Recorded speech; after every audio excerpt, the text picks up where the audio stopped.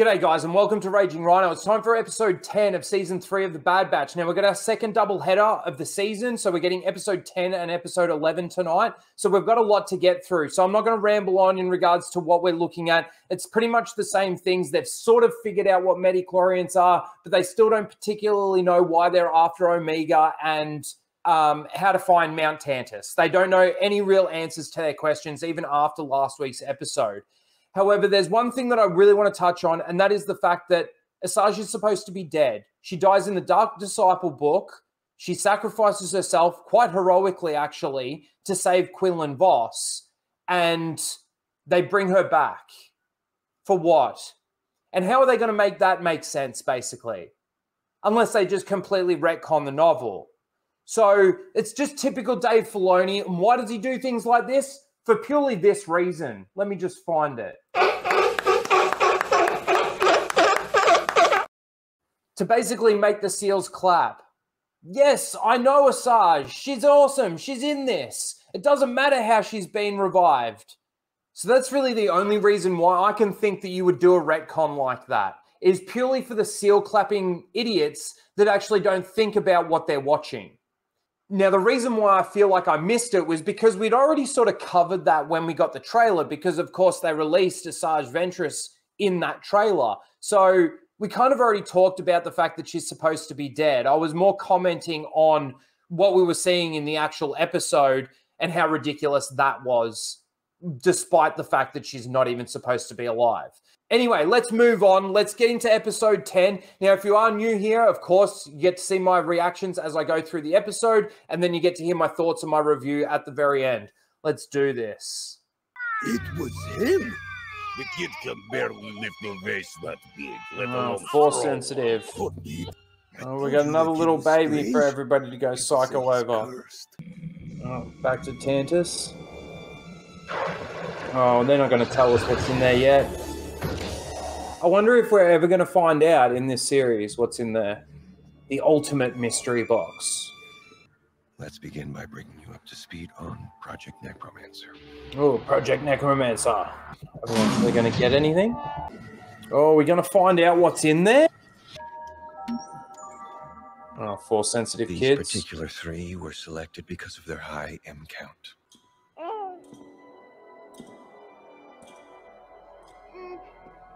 Oh, who's the high-level bounty hunter?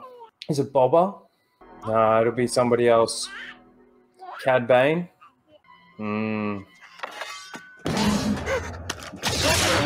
It is Cad Bane. Hold on a second. We need a sec. We need... Wait, whoa, hold on. What an entrance. What an entrance. Cad Bane. It either had to be him or Boba, based on the Spurs. Toro. Oh, it's high. That'll do. Thank you, Dr. Carr. I'm taken from their families and just want to go home. Blasters are not necessary. He's going to use the Force. Everything under control. Maybe not. The name of the episode, Identity Crisis. She's having one. They're children. So, last time we went into the vault, Palpatine went in there. And I thought he came out where the pods were that they were doing the cloning in. But maybe that was off to a different part of where they were. And that doesn't add up.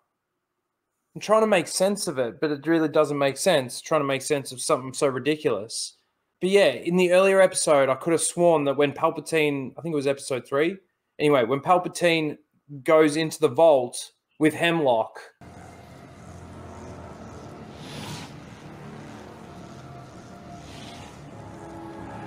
they see the pods that have got the clones in them.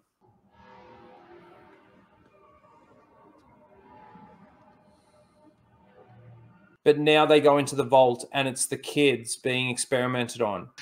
You will be given access to the vault.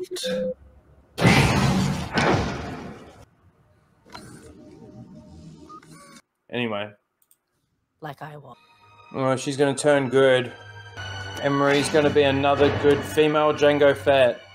Governor Tarkin requests you contact him at once. Oh, Governor Tarkin! Do as you Governor wish. Tarkin, he said the name! He said it! So based on previous episode, we shouldn't actually be able to hear what he's saying. It should just be a muffled noise.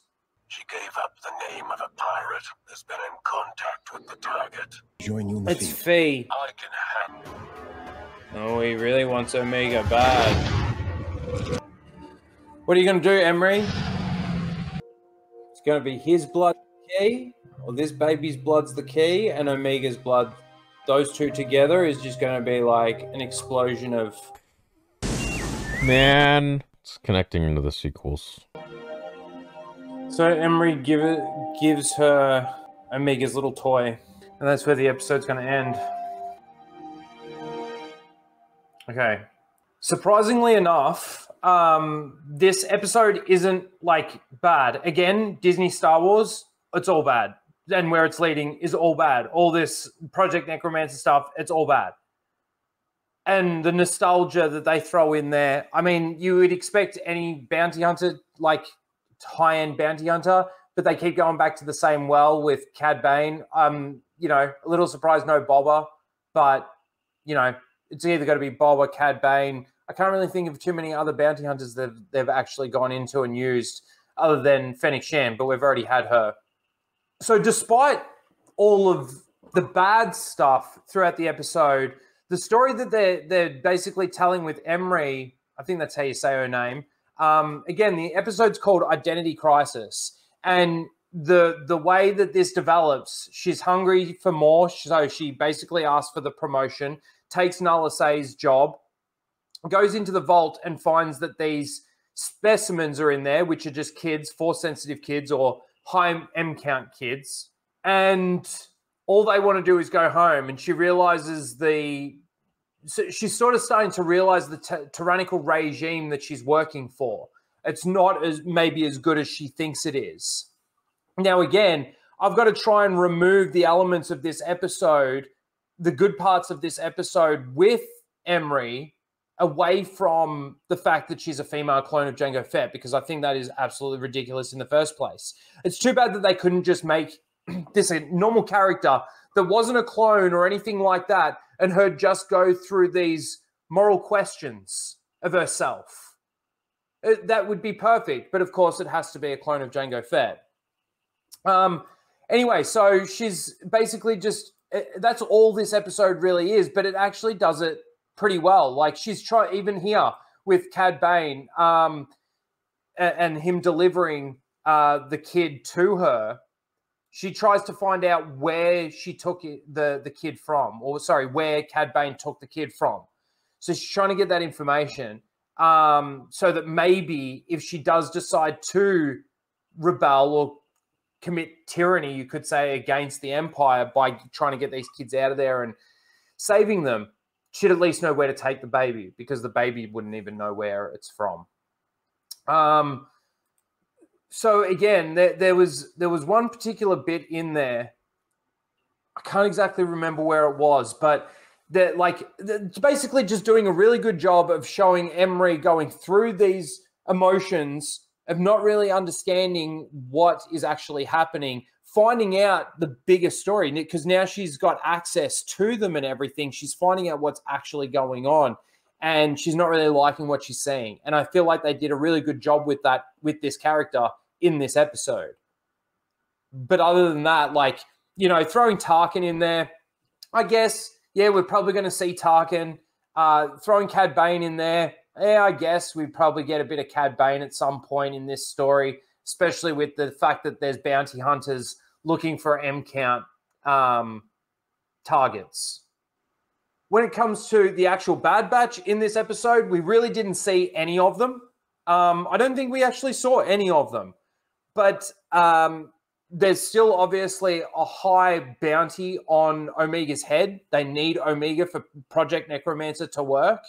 And Hemlock spoke to the clone bounty hunter, assassin, whatever you want to call him. So he spoke to him and basically said, don't return without him. Like he's desperate for that, for Omega, because he just had a call with Tarkin. Tarkin wants to know where this money's going, and he can't tell him because it's classified, but he knows that the Emperor wants this to happen. He said it's very important to the Emperor. So Tarkin's providing him the money, but, you know, gives him a warning at the same time. So I think that wasn't too bad, I guess, as well. Like I said, throwing Tarkin in there, you'd probably see him around this time period, especially with such a highly sensitive project, you could say, something like that.